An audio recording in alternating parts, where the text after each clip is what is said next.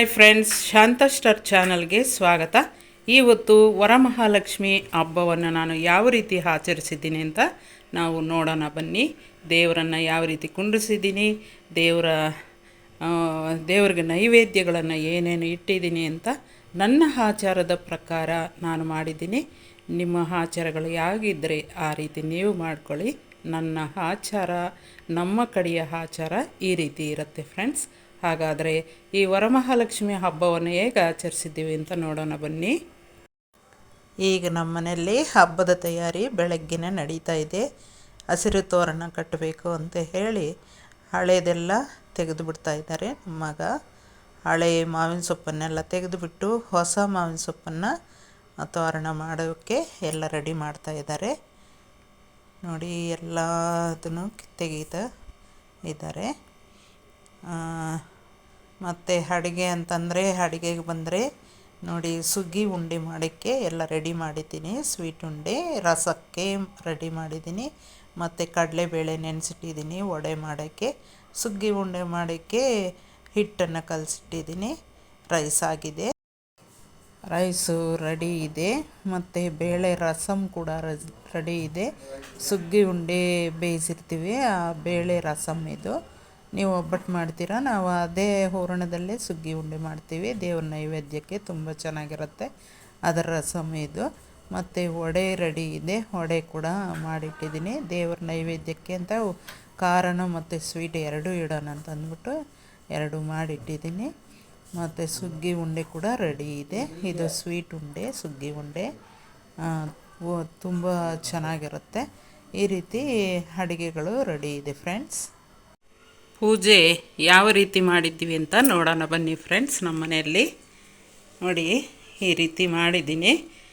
ನನ್ನ ಕೈಯಲ್ಲಾದಷ್ಟು ನಾನು ಸಕ್ರಮವಾಗಿ ನೆರವೇರಿಸಿದ್ದೀನಿ ಪೂಜೆನ. ಅಮ್ಮನಿಗೆ ಯಾವ ರೀತಿ ಮಾಡಬೇಕೋ ಆ ರೀತಿ ಒಂದು ಜವಾಬ್ದಾರಿಯಿಂದ ಪೂಜೆಯನ್ನು ಆಚರಿಸಿದ್ದೀನಿ ಫ್ರೆಂಡ್ಸ್. ನೋಡಿ, ಬಂದವರಿಗೆ ಯಾರಾದರೂ ಬರಲಿ ಅಂತ ಅವರಿಗೆ ಬಳೆಗಳು, ಬಾಳೆಹಣ್ಣು, ವಿಳೆದೆಲೆ, ಹೂವು ಎಲ್ಲ ಇಟ್ಟಿದ್ದೀನಿ. ಇನ್ನೂ ಬರ್ತಾ ಇಲ್ಲ, ಕರಿಬೇಕು ಇನ್ನು. ನೋಡಿ, ಬಂದವರಿಗೆ ಪ್ರಸಾದನೂ ಸ್ವಲ್ಪ ರೆಡಿ ಮಾಡಿಟ್ಟಿದ್ದೀನಿ. ಮತ್ತು ಆ ಪ್ರಸಾದದ ಜೊತೆಗೆ ಬಂದವರಿಗೆ ಎರಡೆರಡು ಕಜ್ಜಿಕಾಯಿ ಮತ್ತು ಚಕ್ಲಿ ಕೂಡ ಕೊಡಬೇಕು ಅಂತ ಅಲ್ಲಿ ಒಂದು ಪೇಪರ್ಗಳು ಕೂಡ ರೆಡಿ ಮಾಡಿಟ್ಟಿದ್ದೀನಿ ಫ್ರೆಂಡ್ಸ್. ಯಾಕಂತಂದರೆ ಬಾಯಿ ಸ್ವೀಟ್ ಮಾಡಬೇಕು ಅಂತ ಎಲ್ಲರಿಗೂ ಆಸೆ ಇರುತ್ತೆ. ಅದರಿಂದಾಗಿ ನೋಡಿ, ಈ ರೀತಿ ಪೂಜೆ ಮಾಡಿದ್ದೀನಿ.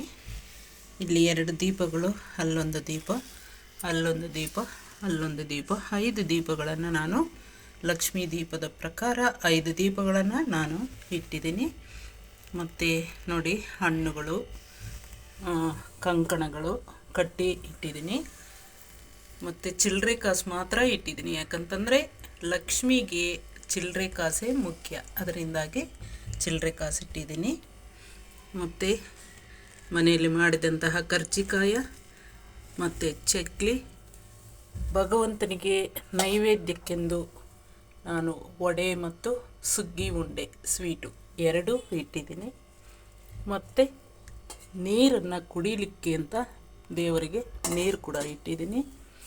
ಅಲ್ಲಿ ಲಕ್ಷ್ಮೀನ ಸಣ್ಣದಾದಂತಹ ವಿಗ್ರಹನ ಪೂಜೆ ಮಾಡಿದ್ದೀನಿ. ಇಲ್ಲಿ ಗಣಪತಿನ ಪೂಜೆ ಮಾಡಿದ್ದೀನಿ. ಮಹಾಲಕ್ಷ್ಮಿ ತಾಯಿನ ನಾನು ಈ ರೀತಿ ಅಲಂಕಾರ ಮಾಡಿ, ರಾತ್ರಿ ನಾನು ವಿಡಿಯೋ ಶೇರ್ ಮಾಡಿದ್ದೆ, ಆದರೆ ಅಲಂಕಾರ ಮಾಡಿರಲಿಲ್ಲ. ಈಗ ಅಲಂಕಾರ ಮಾಡಿದ್ದೀನಿ. ಈಗ ಯಾವ ರೀತಿ ಇದೆ ಅಂತ ನೀವು ಹೇಳಿ ಕಮೆಂಟ್ ಮೂಲಕ ನನಗೆ ತಿಳಿಸ್ತೀರಾ ಅಂತ ನಾನು ಅಂದ್ಕೊಳ್ತೀನಿ. ನೋಡಿ, ಲಕ್ಷ್ಮಿ ಅಲಂಕಾರ ಈ ರೀತಿ ಮಾಡಿದ್ದೀನಿ ಫ್ರೆಂಡ್ಸ್.